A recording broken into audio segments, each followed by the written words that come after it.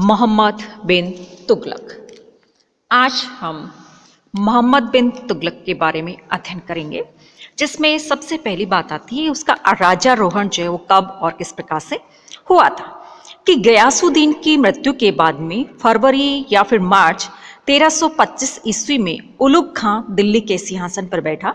और उसने मोहम्मद तुगलक शाह की उपाधि धारण की और सिंहासन मिलने से उसे किसी के विरोध का सामना नहीं करना पड़ा। अर्थात जब वो गद्दी पर बैठा तब उसका किसी ने भी विरोध नहीं किया था। इतिहासकार जो उनका मानना है कि सुल्तान बनते समय मोहम्मद तुगलक को जितनी अनुकूल परिस्थितियां मिली थी शायद ही अन्य किसी शासक जो उसको मिली होगी, और लगभग समूचा भारत दिल्ली की अधीनता में था उस समय,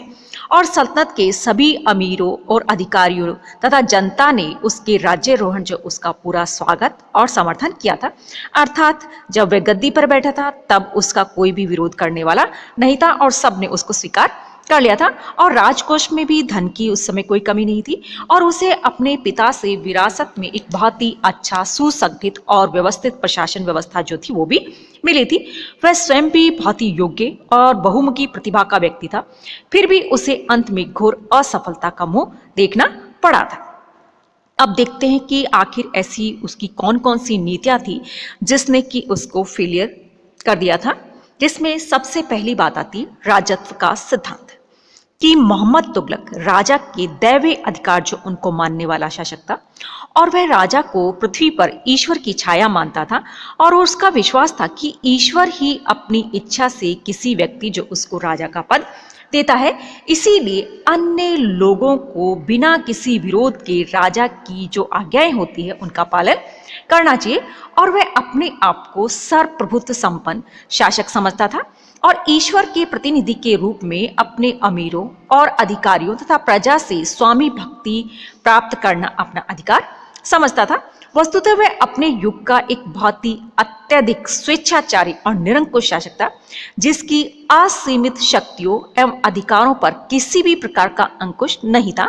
कहने को तो प्रशासनिक कार्यों में उसे सलाह देने के लिए एक लघु परिषद भी बनाई हुई थी, परंतु उसने शायद ही कभी किसी की सलाह जो उसको माना होगा या फिर उसकी सलाह ली होगी। वह स्वयं ही अपनी नीतियां जो उनके निर्माता हुआ करता था, अर्थात निर्माण करता था, और अन्य सभी लोग केवल उसकी नीतियों को लागू करने वाले एकमात्र कर्मचारी मात्र हुआ करते थे। किसी प्रकार का दिशा निर्देश या उसमें क्या खराबियां हैं क्या अच्छाइयां उसके बारे में बोलने का किसी को भी अधिकार नहीं था। केवल जो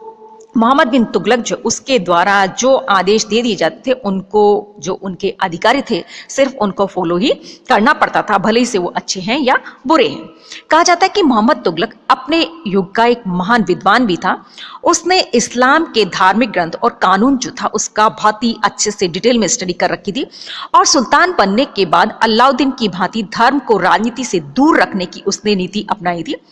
और उसके समान निरंकुश व्यक्ति अपने कार्यों में उलेमाओं का तो क्या किसी भी व्यक्ति अथवा समूह जो उसके प्रभाव जो उसके हस्तक्षेप को सहन करने के लिए तैयार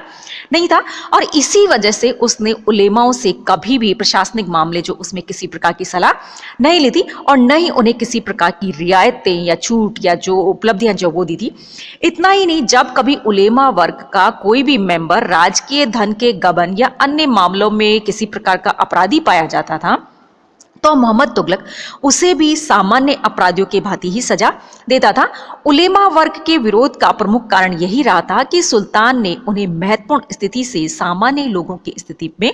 ला दिया था। इसीलिए उलेमा वर्ग ने भी सुल्तान के विरुद्ध अपना जिहाद जो था उसको जारी रखा और उसकी शासन व्यवस्था को बदनाम करने में इन लोगों ने कोई भी कसर बाकी नहीं छोड़ी थी। उलेमा वर्ग के असंतोष का एक प्रमुख कारण यह रहा था कि मोहम्मद तुगलक के पहले न्याय प्रशासन पर उन्हीं का अधिकार था, अर्थात न्याय देने का कार्य कौन उलेमा वर्ग किया करता था। लेकिन अब किसने, मोहम्मद तुगलक जो उसने उन लोगों को न्याय के क्षेत्र जो उससे भी अलग कर दिया और सुल्तान ने उनके इस एकाधिकार जो उसको खत्म करते हुए अन्य योग्य व्यक्तियों को न्यायाधीश के पदों पर नियुक्त करना शुरू कर दिया।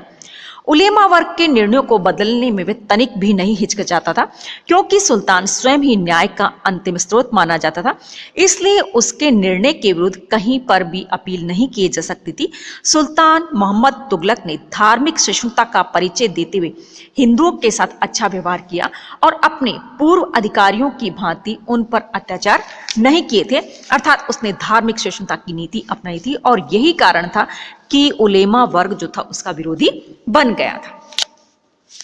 इसके अलावा दूसरी बात आती है कि नवीन परिवर्तन, सुधार और योजनाएं।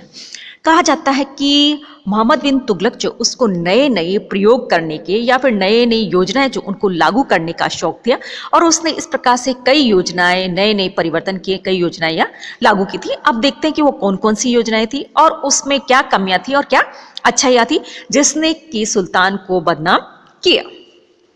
पहली बात आती है राजस्व व्यवस्था में सुधार, अर्थात जो उनका टैक्स वसूली का जो योजनाएं जो थी उसमें उन्होंने चेंजेस किए कि मोहम्मद तुगलक अत्यधिक परिश्रम करने वाला राजा था और राजारोहण के बाद उसने तत्काल राजस्व व्यवस्था जो उसमें सुधार करने के लिए यानी कि बहुत सारे कदम उठाए और प्रांतीय अधिकारी जो थे उनको ये आदेश दिया गया कि वे पहले की भांति अपने अपने क्षेत्रों की आय व्यय का लेखा तैयार करके दिल्ली में दीवाने वजारत के पास भेजे। यानी कि उसने क्या कहा कि जितनी भी ये टैक्स संबंधी जो योजनाएं हैं, जो क्या नाम है आपकी प्रक्रिया है, उसमें क्या करे, जिसकी जितनी जितनी इनकम है उसके बारे में जितना भी आय और कितना इनकम होती है, कितना खर्चा होता है, उसका पूरा का पूरा विवरण जो लिखकर भेजे। और दीवाने वजारत में प्रत्येक सूबे की आय, यानी कि जो प्रत्येक प्रांत होता था, प्रत्येक हिस्सा जो था, वहां से कितना टैक्स इकट्ठा होता है और वहां पर कितना खर्च होता है, उसका एक अलग से रजिस्टर रखा जाता था। कुछ विद्वानों का यह भी मानना है कि शायद मोहम्मद तुगलक अपने सभी प्रांतों में एक जैसी शासन व्यवस्था जो उसको लागू करना चाहता था और इस बात का भी ध्यान रखा कि कोई भी गांव लगान वसूली से छूट ना जाए या अछूता न रह जाए और प्रांतों से आने वाले हिसाब की बहुत ही बारीकी से जांच पड़ताल की जाती थी और समय पर पूरा लगान जमा नहीं कराने वाले अधिकारियों के खिलाफ बहुत ही सख्त कार्रवाई की जाती थी, उनको सजा दी जाती थी और सख्ती के साथ बकाया टैक्स जो था उसको वसूल किया जाता था। इसके लिए एक पृथक अधिकारी जो था उसको भी नियुक्त किया जाता था जो कि सुल्तान को समय समय पर इसके बारे में पूरी रिपोर्टिंग करता रहता था। और कृषि की देखभाल के लिए अमीर एक कोही नामक एक विशेष पदाधिकारी उसको भी नियुक्त किया गया और अकाल और प्राकृतिक प्रकोपों के समय किसानों को ऋण आदि वितरित करने का काम भी इसी अधिकारी को सौंपा गया। बर्नी और इब्न बतूता दोनों ने सुल्तान की राजस्व व्यवस्था के एक दोष का उल्लेख किया है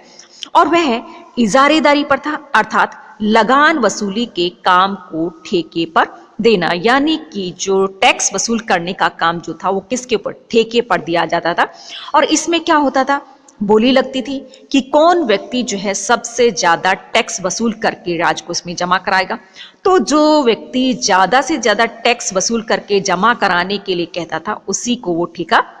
दिया जाता था।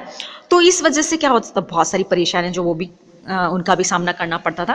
कि जो व्यक्ति इस काम के लिए सबसे ऊंची धनराशि की बोली लगाता था उसी को टैक्स वसूली का काम जो मिल जाता था, अर्थात उसका ठेका मिल जाता। परंतु उस आदमी की माली हालत जो उसकी जांच पड़ताल कभी नहीं की जाती थी, जिसकी वजह से कई बार सरकार को आर्थिक हानि जो है वो भी उठानी पड़ती थी। वो किस प्रकार से, क्योंकि कई बार क्या होता है, बहुत ही गरीब है और वो ये कह देता है कि मैं इतना टैक्स वसूल करके जमा कराऊंगा और वास्तविकता में उसे उतना टैक्स नहीं मिलता, तो वो कहां से जमा कराता। तो इस प्रकार से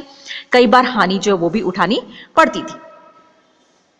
दूसरी बात आती है दोआब में कर वृद्धि।